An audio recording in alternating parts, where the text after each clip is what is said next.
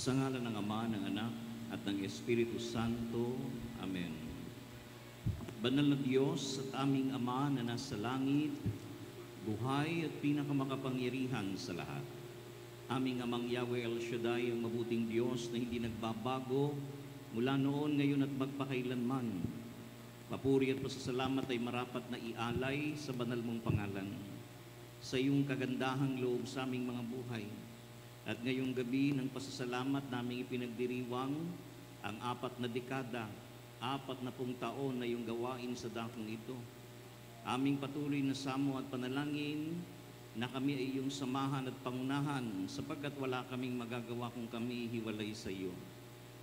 At dalangin namin, Ama, ng aming kumpiyansa ay laging nakalagak sa iyo lamang, for us not to put confidence in our flesh, but to put our confidence in you, Yahweh El Shaddai.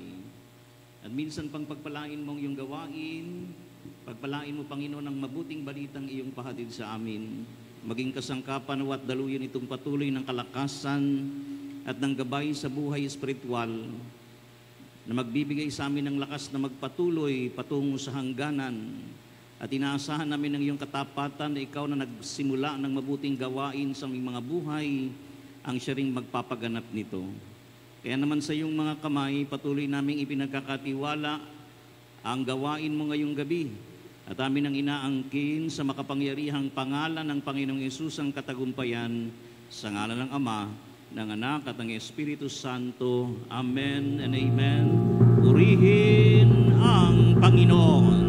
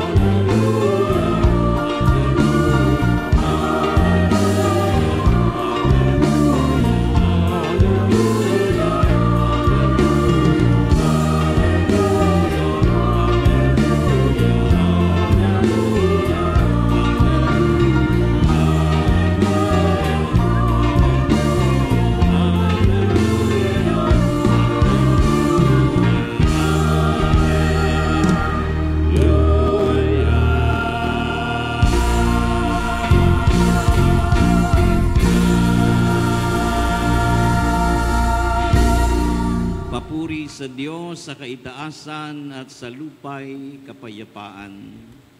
Brothers and sisters in Christ, happy anniversary po sa mga taga-Delpan. Dapat kayong, anong dapat sa inyo? 4 na dekada na kayo. Ano? Dapat pong hangaan ang dedikasyon ng mga manggagawa. No? Kasi 4 na pong taon. At nakikita ko dito maraming mga muka nakakilala ko. Galing sa iba't ibang lugar ng Tondo. Pero alam nyo, ito palang lugar ng Our Lady of Peace and Good Voyage. Ang pangalan pala ng kalsada ninyo, Tahimik. Ano? Palagay ko itong lugar na ito, tahimik talaga. Amen po. Brothers and sisters in Christ, pakinggan po natin ang nasusulat sa sulat ni San Pablo sa mga taga-Pilipo. Ayon na rin sa inyong tema, Philippians chapter 3, verse 12 up to verse 14. Now, not that I already obtained this, or have already obtained all this, or have already arrived at my goal, but I pressed on to take hold of that for which Christ Jesus took hold of me. Brothers and sisters, I do not consider myself yet to have taken hold of it, but one thing I do, forgetting what is behind and straining towards what is ahead. I press on towards the goal to win the prize for which God has called me heavenward in Christ Jesus. Sabi po sa wikang Tagalog, hindi sa nakamtan ko na ang mga bagay nito. Hindi rin sa ako'y ganap na. Ngunit sinisikap kong maisakatuparan ang layunin ni Kristo Jesus nang tawagin niya ako. Mga kapatid, hindi ko ipinalalagay na natupad ko na ang mga bagay na ito. Ang ginagawa ko'y nililimot ang nakaraan at sinisikap kong makamtan ang mga nasa hinaharap. Nagpapatuloy nga ako tungo sa hangganan upang kamtan ang gantimpala ng pagkatawag sa akin ng Diyos sa pamamagitan ni Kristo Jesus, ang buhay na hahantong sa langit. Mga kapatid, ang mga salita ng Diyos. Pakitapat po yung inyong mga kandila sa tapat ng inyong mga labi at tanda ng ating pagkakaisa, pagbilang ng 3, sabay-sabay nating ihipan ang sindi ng kandila. 1, 2, 3. 1, 4, 5, pamilya muna.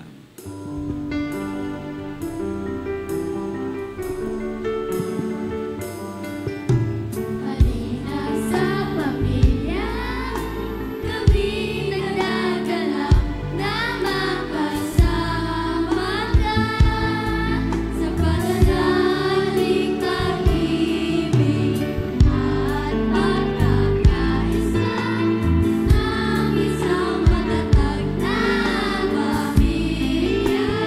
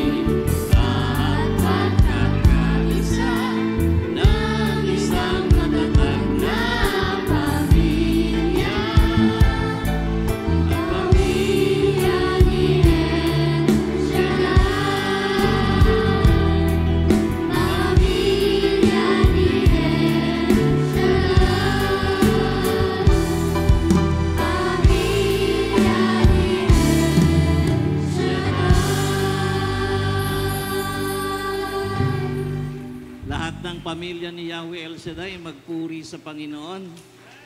Purihin ang Diyos. At hindi ko na paupuin yung iba kasi nakaupo na kayo. Yung mga nakatayo na lang, pwede na kayong maupo. Ayan. Magandang gabi po. Magandang gabi po. Ayan, nakabalik din sa Maynila, pagkatapos ng matagal ng panahon. Alam nyo, nung tinignan ko, sabi 40th anniversary, 40th, no? Kasing tanda pala kayo ng gawain. Mas matanda pa kayo sa akin. Kasi sa ministeryo, yung aking asawa, 36 years, ako 34 years. Kaya sabi nga, dapat kayong hangaan, no? At syempre, marami na sa inyong naglakbay ng 4 na dekada. Ang buhay kasi sa Biblia ay paglalakbay. Naniniwala ba kayo sa Biblia ang buhay ay paglalakbay? No, katulad ng pamilya ni Abraham, no? At katulad din ng mga Israelita na 40 taon na naglakbay, no? Ang gawain ay 40 years. So ang 40 years ay journey, isang paglalakbay. At alam nyo, itong inyong tema na kung saan ay hango sa sulat ni San Pablo sa mga taga-Pilipos, Kabanatang 3 ay nahati sa 2 bahagi. No? Divided siya into 2 parts. Ang first part ng Philippians 3 ay no confidence in the flesh. No confidence in the flesh. Kayo ba ang kumpiyansa ninyo nasa laman? Wala. No, kaya nga yung pangalawang bahagi nun ay tularan ang halimbawa ni Pablo. Kasi kung titignan natin, kahit ako, no? Kasi malapit na rin ako mag-senior eh. Ilang taon na lang. So nararamdaman na natin, no? Na hindi talaga dapat ang kumpiyansa ay nasa laman. Ibig sabihin, wala sa galing, wala sa talino, wala sa husay, dahil lahat ng yan ay lilipas din. Kahit na yung itim na buhok, puputi din. Kukulayan mo, iitim, puputi uli. So dapat daw ang kumpiyansa ay hindi sa ating mga kakayanang pisikal. Ipinapakita dito ni San Pablo na mayroon pong, sabi niya, layunin ang Diyos. Kayo po ba may layunin sa inyong buhay? Meron pa ba? Kasi kung 40 taon, malayong paglalakbay na yan. Yung ibang nakita ko dati, bata-bata pa. Ngayon, hindi na masyadong bata-bata. Dati yung iba, maayos pa yung lakad. Ngayon, tabingi na. So, ang sabi ni San Pablo, pinagsisikapan niya na marating ang layo ng Diyos sa kanyang buhay. Naniniwala ba kayo na tinawag kayo ng Diyos? Taas nga yung kamay ng mga tinawag ng Diyos. Pumalakpak nga ng malakas sa Panginoon. Ayan. Ang tanong, kung tinawag kayo ng Diyos, bakit kayo tinawag? Sabi niyo, tinawag kayo, di ba? Bakit kayo tinawag? Para umattend ng anniversary. Mamaya maghihintay ng take out. Ayan. Alam niyo yung salitang called sa wikang Hudyo ay ang salitang kara. Sabihin niyo, kara. Alam niyo ba yung kara? Muka. Ayan. Pero ang spelling niya ay Q-A-R-A. Kara. Ang kara ay may 3 letrang Hudyo. Ang unang letrang Hudyo ng kara ay kof. Sabihin niyo, kof. Kof. Ayan, ano yung ibig sabihin ng kof? Ang numerical value ng kof ay 100. At anong ibig sabihin ng 100? Anong ibig sabihin ng 100? Perfect. So ibig sabihin, tinawag kayo ng Diyos para maging perfect. Ano ba yung ibig sabihin, Brad, ng perfect? Yung walang mali sa exam? Ang ibig sabihin ng perfection ay spiritual.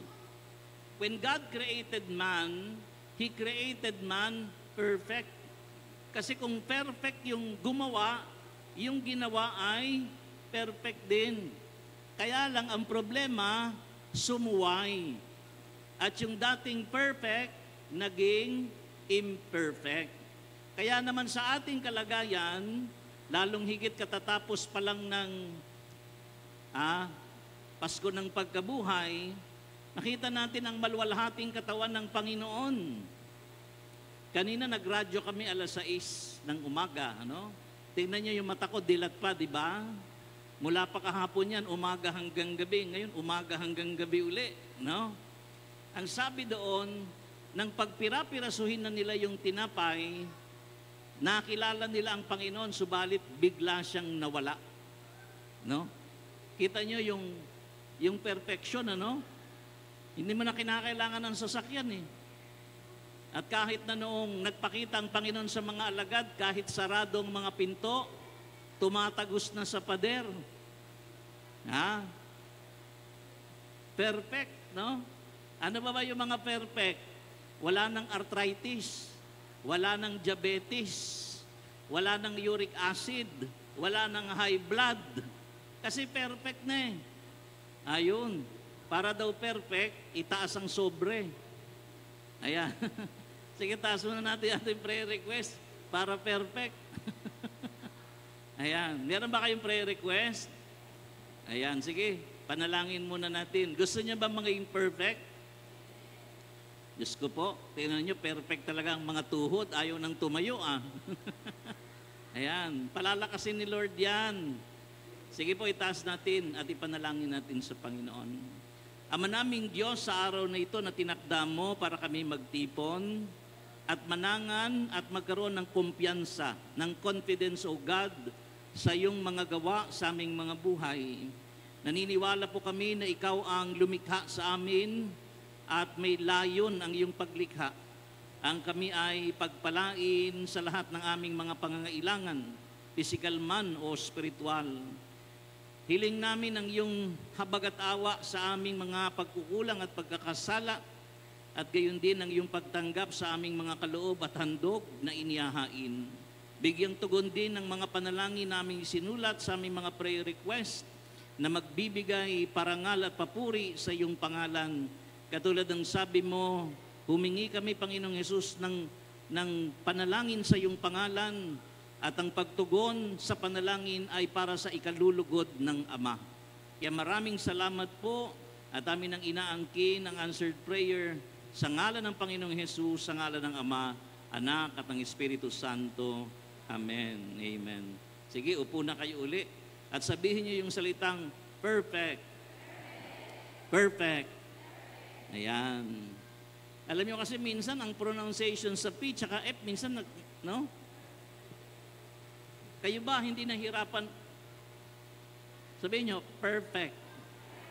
Sabihin nyo, French fries. Minsan nanghihirap manggitin. Nang isang araw, kahapon, assembly namin sa kooperatiba, sinulat yung pangalan ko, tinignan ko. Sabi ko, hindi ko naman pangalan ito Bakit? Di ba ikaw si Dines? Sabi ko, hindi ako si Dines, ako si Dennis. Bakit ginawa niyong Dines ito? Sabi sa akin, pasensya na, Bisaya. Ako yung Bisaya din naman, pero hindi ako Dines, Dennis. Ayan. Perfect. Walang mali. Sabi ng Biblia, be perfect as your heavenly Father in heaven is perfect.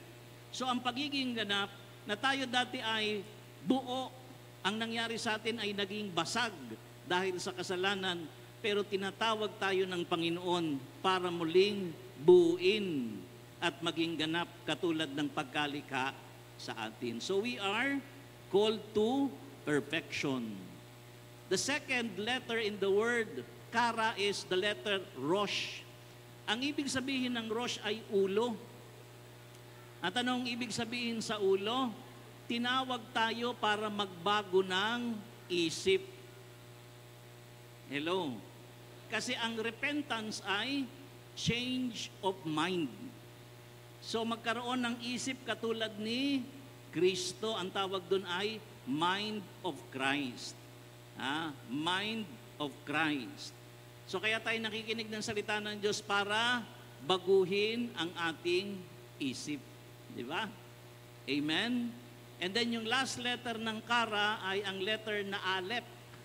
So, Kop, Resh, at Alep. Ang ibig sabihin naman ng Alep ay, anong ibig sabihin ng Alep? Sa Greek, ang Alep ay alpha, strong, no? Leader, father. So, ang ibig sabihin ng Alep ay Diyos. So, tinawag tayo para maging ganap, tinawag tayo para magsisi, at tinawag tayo para magbalik loob sa Diyos. Iyon ang ibig sabihin ng Kara. Ayan. Para pag tinanong kayo, bakit tayo tinawag ng Diyos? Tinawag kasi ako ng Diyos para maging ganap. Tinawag ako ng Diyos para magsisi. Tinawag ako ng Diyos para magbalik loob sa Diyos. Amen po? At yan ang ating layon, yan ang ating goal. Sabi nga ni Paul, ako ay nagpapatuloy sa takbuhan hanggang sa marating ko ang hangganan. Ano yon? Ang pagkatawag sa akin ng Diyos patungong langit. Kaya huwag kayong mawawala ng pag-asa. Diba? Kahit na tayo tumanda sa gawain ng Panginoon, iisipin nyo, makaraan lang ay namatay ang ating Santo Papa, 88 years old. Pagkatapos, sumama pa si Pilita. Si Pilita, no? Pilita. No? Pagkatapos, sumunod pa si Nora. Tapos sumunod pa si Haji. Aba naman talaga.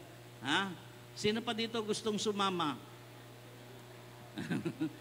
Sabi, baka ikaw, Brad, gusto mo? Hindi pa, wag muna. No?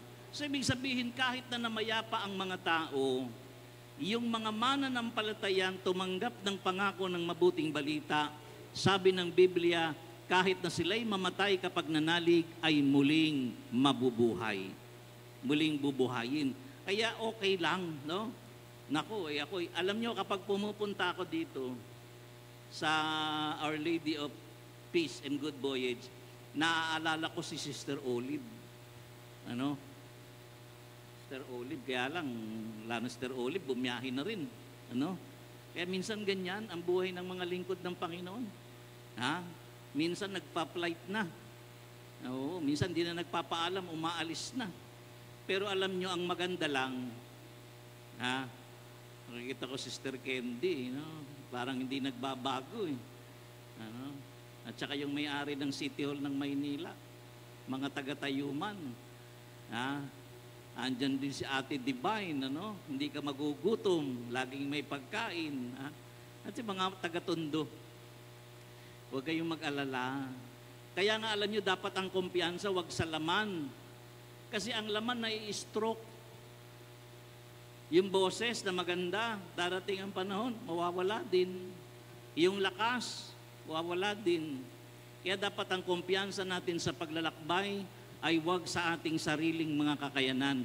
Kumapit tayo sa Diyos at panghawakan natin ang lahat ng kanyang mga pangako. Yan ang buhay natin. Kaya itong 40 years na ito, bata pa yan. Hanggang 120 tayo. Okay ba yon? 120. So sabihin nyo cold. Sabihin nyo cold.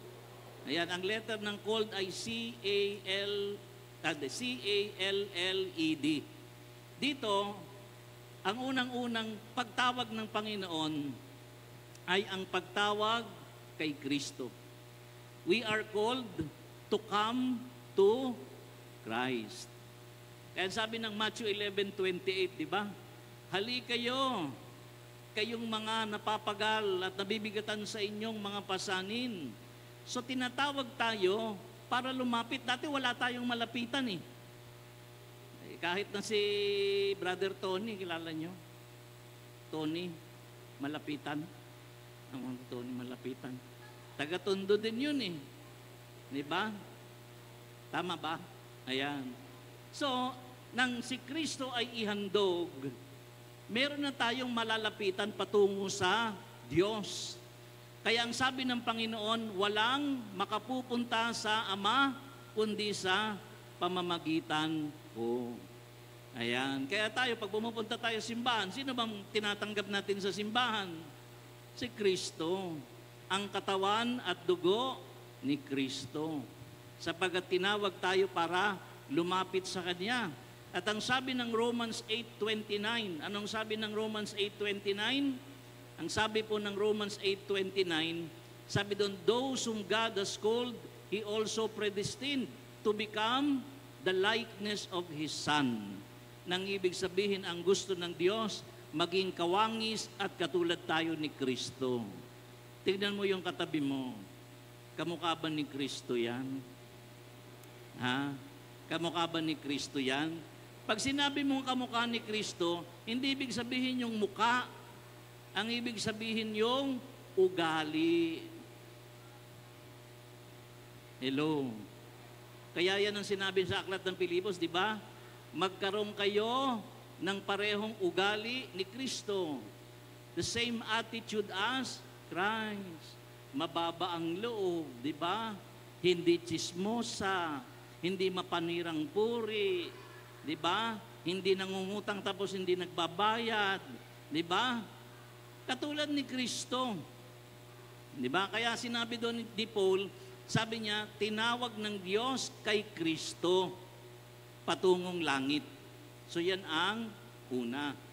Pangalawa, the second letter in the word called is the letter A.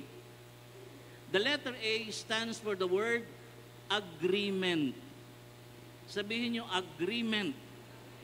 Ano sa Tagalog ng agreement? O, ngayon, tanong, kayo ba nakipagkasundo na? Ha? Ano yung sabi ng 2 Corinthians chapter 5 verse 17? Ang sino mang nakipag-isa kay Kristo. So lumapit ka kay Kristo para makipagkasundo. Ano ang sabi mo? Panginoon ko at Diyos ko. Kaya ang sabi ng Panginoon kay Tomas, Tomas, naniniwala ka ba dahil nakita mo? Mapalad ang mga taong hindi man nakakita pero naniniwala. Sino dito ang naniniwala?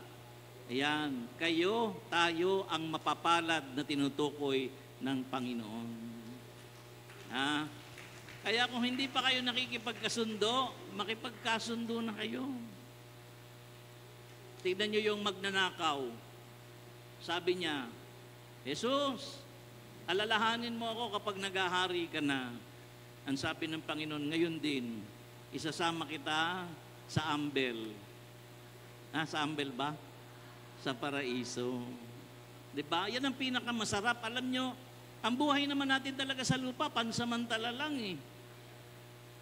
Alam nyo, nung nasa Maynila ako, yan, mga palagi ko kasama, si Arnel, si Robert.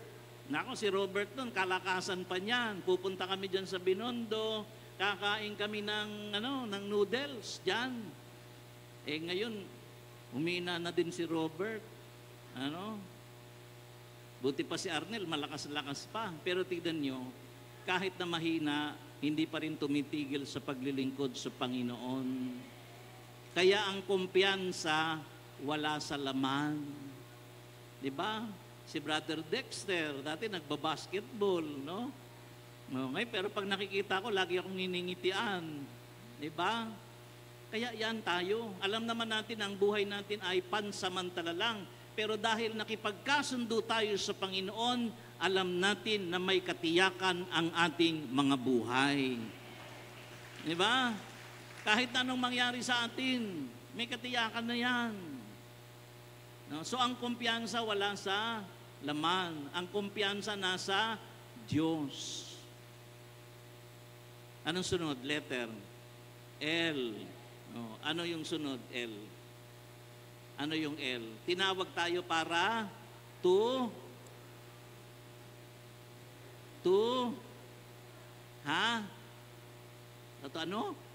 To learn. Sabi ng Panginoon, halika kayo kayong lahat na papagal, nabibigatan, mag-aral kayo sa akin. Kaya alam ninyo, ang Biblia nagtuturo ng maging Kristiyano. At alam niyo, marami sa atin bagsak. Di ba? Kahit ako minsan bagsak, Lalo na kapag nagmamaneho ako, tapos maraming kamote. Alam niyo ba yung kamote? Yung mga kamote na driver, no? Diyos ko po, papunta nga lang dito sa pier, daming kamote. Di ba? Pero pag magagalit ka na, maiinis ka na, maiisip mo, teka muna, ganito ba si Kristo? Ay hindi. So magpapasensya ka. Di ba? Magpapatawad ka. Uunawa ka. No, di ba? Kayo ba natuto na? 40 years na kayo, Diyos ko po naman, dapat may natutunan na kayo. Pag wala pa kayong natutunan, babalik kayo sa grade 1. So tinawag tayo para matuto. Anong sunod? Kasi mukhang inaantok na kayo eh. Ayaw nyo nang sumagot eh. Ano yon? Tinawag tayo para, yun, para magmahal. He taught me how to love. Kaya alam nyo, huwag kayong makipag-away. Lalo na kung mga manggagawa kayo, love lang. Love lang. Love lang. No, pag inaaway ka, sabi mo, di ba dapat love lang? Tinuruan tayo ni Kristo na magmahal. Anong sabi niya sa Ebanghelyo? Sabi niya, at makikilala ng mga tao na kayo'y mga tagasunod ko kung kayo ay, nagmamahalan.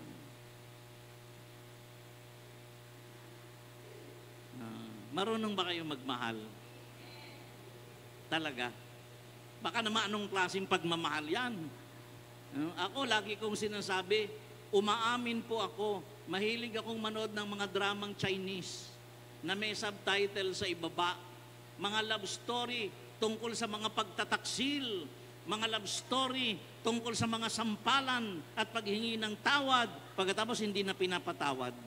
Sabi ko, buti na lang si Lord, kahit nagtaksil ako, pinapatawad pa rin ako. Mabuti na lang si Lord, kahit nagtaksil ako, mahal pa rin ako. At ang pag-ibig ni Yahweh El Shaddai ay hindi nagbabago magpakailan pa man.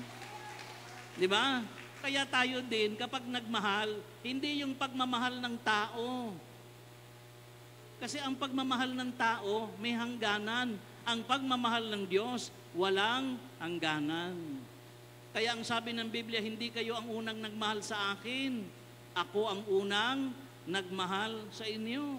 At ang sabi ng Romans 5:5, sabi doon, and hope does not disappoint us because God has poured out His love for us through the Holy Spirit He has given us. Malinaw po yun, na ang pagbibigay ng Espiritu ng Diyos ay ang pagbubuhos ng Kanyang pag-ibig sa atin. Kaya ngayon kapag nagmahal ka, iba na.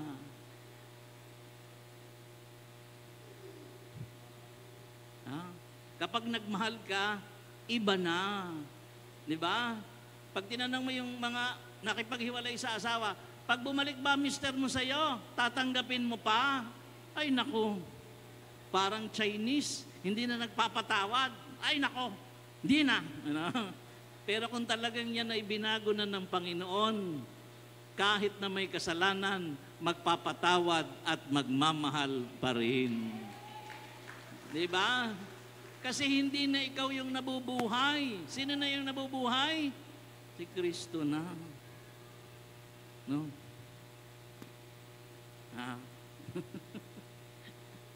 Si Kristo na. Si Kristo na nagmamahal. Yan. Anong sunod? Anong sunod? E. Malapit na matapos.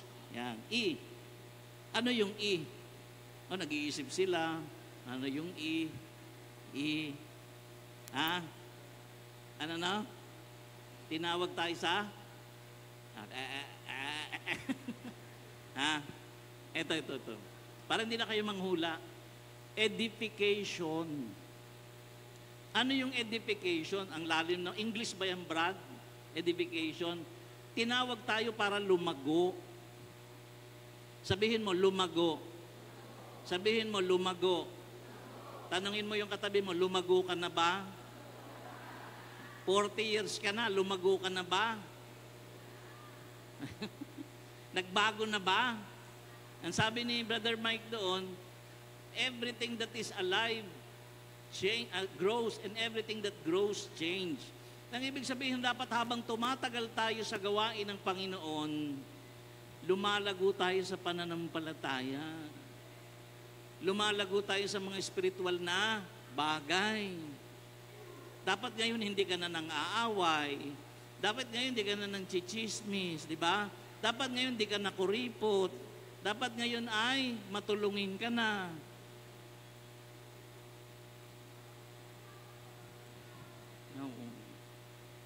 Di ba? Hello. Oh, yan ang sabi ng Biblia. Lumalago. Kaya nga tayo tinawag ni Kristo para lumago. No? Kasi kapag hindi daw namunga, maputulin. Bibigyan pa ng 3 taon, huhukayan, lalagyan ng pataba. Kapag hindi pa rin namunga, sabi, papatayin na. Papatayin. Buti pa yung puputulin lang dito, papatayin na yan, patayin. Nako, Diyos ko po, lalo na ngayon, mag-i-eleksyon na, Diyos ko po, no? Kailangan, relax lang. Kumain kayo ng halo-halo. Maraming mainit ulo ngayon, relax lang. Marami daw ngayon, sabi nila, kasi sobrang init. Mag-iinom kayo ng maraming tubig. Magano kayo labakara, babad nyo sa yelo, tapos lagay nyo sa ulo nyo, pag mainit ulo nyo, para lumambig. Ayan. So, tinawag tayo para lumago. Huwag na kayo mag-alala, isa na lang. Letter D. Ano yung letter D? Dennis. Ayun.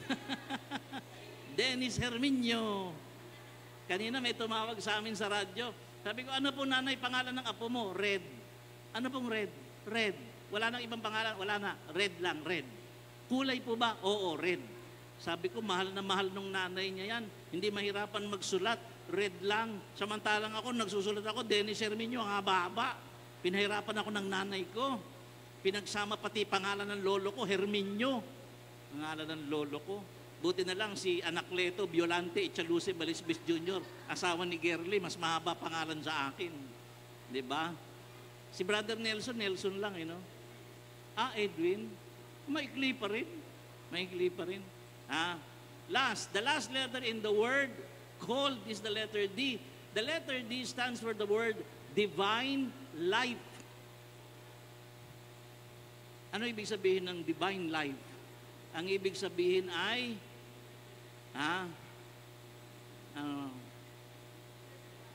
Sister Divine life. Ang ibig sabihin ng divine life ay kabanalan.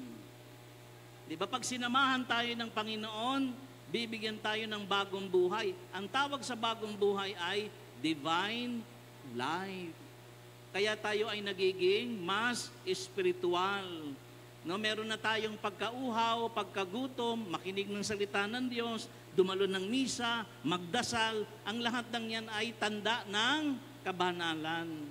At dyan po tayo tinawag ng Diyos. Sige, matulog na kayo. So, meron na kayong pagninilayan, iuwi nyo ha. Kasi minsan tinatanong ko yung mga tao, sabi ko, kayo ba nag-aaral ng salita ng Diyos? Sabi, oo. May dala ba kayong Biblia? Wala. Naku, naalala ko nung ako'y nag-aaral pa.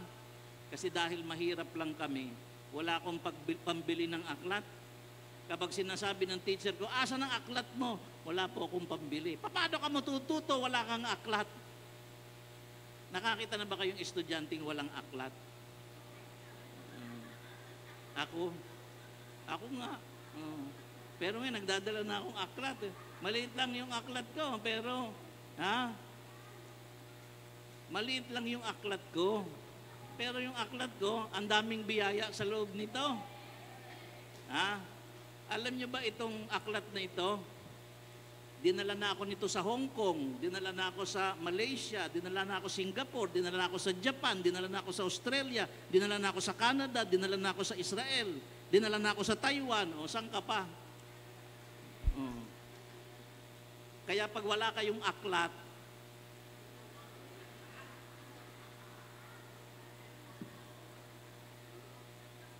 Pag wala kayong aklat, dyan na lang kayo sa lugar ng tahimik. Para tahimik na lang kayo. Our Lady of Peace and Good Voyage na lang kayo. Paglalakbay, pray for us. Yan, dyan na lang kayo. Pero walang paglalakbay. Alam nyo, ang salita ng Diyos, dadalhin kayo sa mga lugar na may plano ang Diyos para sa inyo. Amen? Kaya ako sabi ko, hayaan nyo na yung mga bata naman. Total ako naman ay galing na dyan. Okay na. Kasi nung ako'y nagpunta sa ministry, wala pa akong napupuntahan at kahit eroplano, hindi pa ako nakakasakay. Pero salamat sa Diyos. Lahat ng karanasang ipinamalas ng Diyos ay mga bagay na alam natin na Diyos lang ang makagagawa. Kaya 40 years, konti pa lang yan. Ako, naalala ko si Nelson, minsan kumanta kami doon sa isang lugar, maya-maya dumudugo na ilong. Diretso na sa ospital. Pero tignan nyo, hindi pa rin tumitigil. Ang mga gospel choir, kung minsan nawawalan ng boses, namamalat. Kaya ang kumpiyansa, wala sa laman. Itong mga ito, habang ginagamit natin, kasi nagagamit pa. Pagdating ng panahon, hindi ka na makatayo. Sa bahay ka na, ba't di ka na umatin, sis? Ay, nahirapan ako. Malayo ang ambel. Kaya habang malakas pa kayo, ialay nyo sa Panginoon ang lahat ng inyong lakas. At dahil malakas kayo, tumayo na kayo.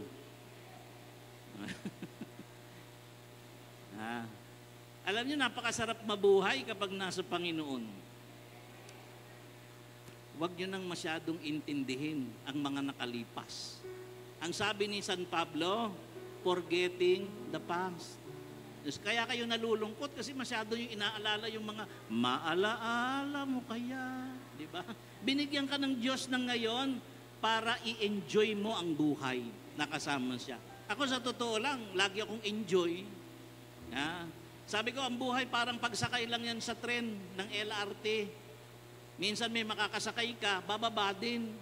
Kaya yung mga kaibigan mo dati, magkakaroon ng ibang kaibigan, iba na naman ang kaibigan mo. Di ba? Pero tuloy lang ang biyahe. Tuloy lang ang biyahe. Huwag kayong titigil, kapit lang kay Lord. Iwanan man kayo ng kahit na sino, si Lord hindi kayo iiwan. Amen? Sige, kung meron tayong mga panalangin para sa inyong kalusugan, at ano pa mang ibig nyo ipanalangin, yung inyong mga daladalahan, sige po, ilapit po natin sa Panginoon. Lagay natin yung ating mga palad sa ating dibdib, at tayo po ilalapit sa buhay na Diyos. Kapatid, katulad ni San Pablo, tinawag ka. Hindi para magkaroon ng kumpiyansa sa anumang bagay na pansamantala. Tularan mo ang halimbawa ni Pablo na nagpapatuloy siya, pero ang kanyang kumpiyansa ay nasa Diyos. Amen. Hallelujah. Glory to God, Lord Jesus. Paghihirap ba o pagsubok ang humahadlang sa'yo? Problema ba ito o pag-ibig na bigo na ang sa'yo'y nagtataboy upang hindi magpatuloy? Ang tawag ba niya'y na walang halaga, na walang dumating na mga pagpapala? Tatalikod ka ba sa kanyang pinagagawa na ang mabuting balita ay pahayag sa madla? Ikaw ay hinirang, pinili ng Panginoon upang maglingkod sa Kanya.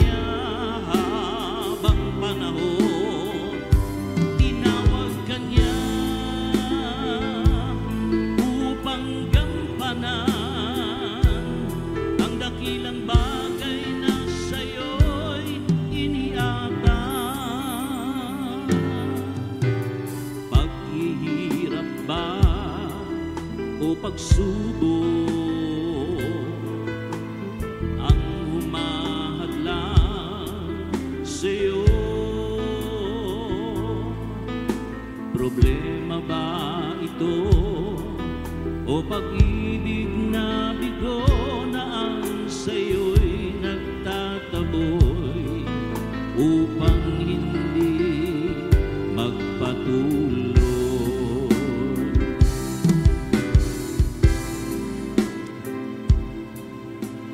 Ang tawag ba niya'y na walang halaga,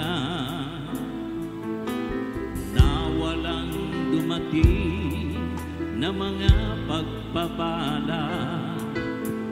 Tatalikod ka ba sa kanyang pinagagawa na ang mabuting balita ay ipahayag sa madla? Ikaw ay hinirang, pinili ng Panginoon upang maglingkod sa Kanya habang panahon. Tinawag ka niya upang gampanan ang dakilang bagay na sa'yo'y iniatang. Ikaw ay hinirang, pinili ng Panginoon upang maglingkod sa Kanya habang panahon. Tinawag ka niya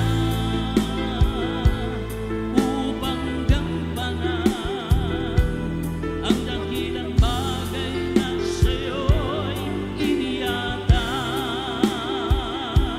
Ang dakilang bagay na sa'yo'y iniatang.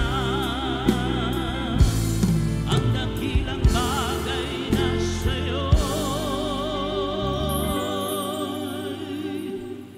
iniatang.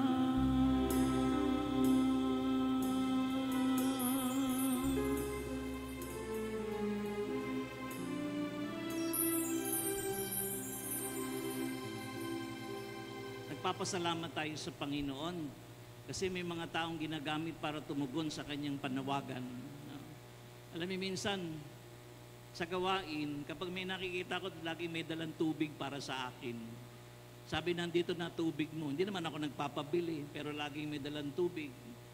Sila Sister Susie, laging may pagkain yan, may kape. Kahit yung mga taga Laguna, Sister Pe, mula pa dun sa nanay niya hanggang ngayon. Alam niyo, ang paglilingkod sa Panginoon, maliit man o malaki, walang maliit.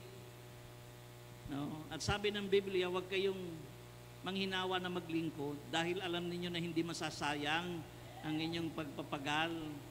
Diba? Nasa na ba dito yung isa nga dito, nahirapan maglakad eh. Meron nandito pa rin eh. Kita ninyo. Diba? Andito pa rin tayo. No? Huwag kayong aayaw. Kung may nangyari na nakaraang, tuloy pa rin. Ganyan talaga ang buhay. Pero walang dahilan para tumigil tayo, para hindi na tayo maglingkod. Ang hamon sa atin ay magpatuloy kasi tinawag tayo ng Panginoon. Habang meron pa tayong lakas, habang may hininga, habang may buhay, kahit na 40 years pa yan, ang sabi nga nila, life begins. Hindi nagsisimula pa lang tayo. Diba? Diyos ko po, ano ba ng mga itsura natin? Ano? Maganda na lang ang uniforme, di ba? Pero ganun talaga. Sige po, tayo po'y manalangin sa Panginoon. At sama natin, sama natin si yung ating organista, si Brother Eric. Alam nyo, talagang yan napakagaling. Pinahiran talaga ni Lord yan. No? Kaya alam, pumayat eh. Nagpapayat yata, pero ganun pa man, sasama niyo sa panalangin ng mga preachers, Kasi alam niyo naman, di na kami bumabata. Kaya pag nagdasal kayo, pwede ba isama niyo kami sa dasal niyo? Si Brother Mike, si Brother Rafi, si Brother Joe, malakas pa. At may mga kapatid pa kami, ka-offer lang, si Brother Romy Camacho. Si Brother Eric, sama natin sa panalangin, ha? Huwag kang mag-alala, gumagwapo ka nga kaya lang namumutla At saka meron pa rito sama sa panalangin, si Willie Kasipit, at kayo pong lahat. Sige po, tayo po'y, taas natin yung mga kamay. Tatawagin pala natin yung mga manggagawa, nandyan ba? Meron dito, ang pangalan, Baby. Matagal na, pero hanggang ngayon, baby pa rin Halika kayo, yung mga manggagawa, andyan pa ba sila? Ayun, halika. Sabi ni Sister Baby sa akin, Brother Dennis, mamaya anuhin mo kami. Sabi ko, anong anuhin? Anuhin mo kami. Ano ang gagawin ko? Aanuhin. Anuhin. Natanong ako kung anong anuhin, baka mamaya kung anong anuhin yun Yan. Ito naman, mga hindi naman mukhang 40 years ito. Mukha lang 39. Ayan. Pwede nyo itaas yung inyong mga kamay. Papanalangin natin sila, tapos papanalangin namin kayo. Okay ba yon? Magpapanalangin din tayo. Ayan. Tan tanan tan tarara. Diyos ko po, parang prosesyon, ang bagal maglakad. Ayan. Okay. Sige, harap kayo sa kanila. Ipapanalangin kayo. Ayan. Ha? Ay sasama na lang natin ang susi ng langit. Yung kulay ninyo parang Mother of Perpetual Perpetual Health. Pwede niyo taasin yung mga kamay. Tayo nagpapasalamat sa Panginoon sa biyaya ng pagtawag. Na tayo man ay lahat na tinawag ng Panginoon, ang ating mga kapatid na nasa inyong mga harapan ay tumugon sa pangunguna nila sa gawain dito sa Our Lady of Peace and Good Voyage. Papasalamat tayo sa kanilang mga buhay sapagkat kanilang tinugunan ang pagtawag ng Panginoon upang ialay nila ang anumang aspeto ng kanilang buhay para sa paglilingkod. Dalangin natin sa kanila ang kanilang kalusugan, ang kanilang kinabubuhay, ang kanilang buong pamilya ay pagpalain at walang maging hadlang sa kanilang paglilingkod upang sila ay makapagpatuloy na magbigay tugon sa panawagan ng Panginoon sa ngalan ng Panginoong Jesus. Amen. Ngayon naman, kayo naman na magtataas ng kamay, kayo naman ay yuyuko at amin naman kayong ipapanalangin kasama ang mga manggagawa. Panginoon, ang iyong mga tinawag ngayong gabi na tumugon sa araw na ito, galing pa rin po ang iba sa iba't ibang gawain sa lugar ng Tondo, sa Tayuman, at ibang karatig lugar ng Maynila. Panginoon, maraming salamat po sa kanilang pagtugon at kami man ay nagbabalik ng panalangin sa kanila bilang kanilang mga kapatid na kami maging daluyan ng mga pagpapala, ng mga tanda at himala para sa kanilang mga buhay. Dalangin po namin sila, ang kanilang kalusugan, ang kanilang financial blessing, ang spiritual blessing, ang kanilang pamilya. Panginoon, nawa ang iyong kapayapaan ang manahan sa kanilang mga tahanan. Maraming salamat po, Panginoon. At amin pong pinagpapasalamat din ang gawain mo sa 40 taon na yung kaloob sa lugar na ito. Maraming salamat po.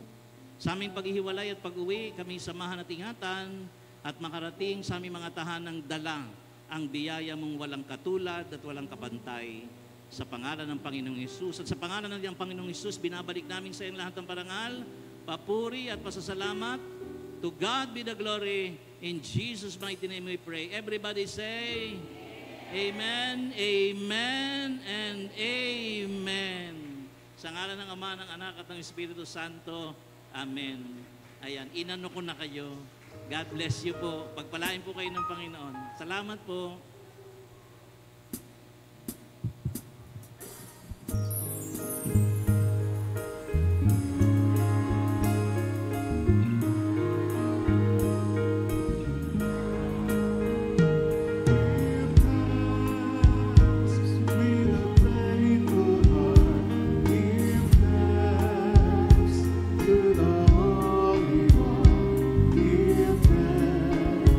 Because it's given.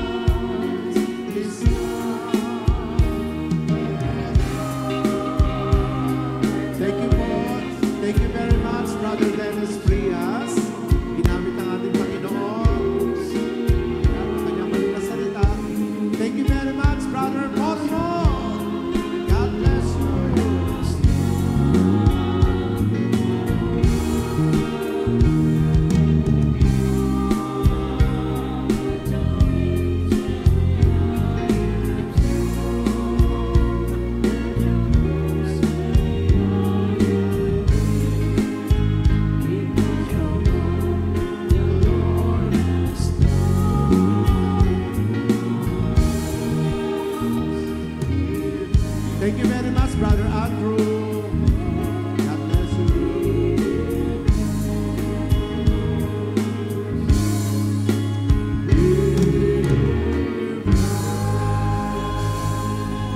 Happy birthday, Andrew. Pansinin mo naman Praise ako. God. Brother Hallelujah. Thank you very much po Happy sa ating birthday, po Brother mga Dan. banda rito, bandaro. Dan Campino.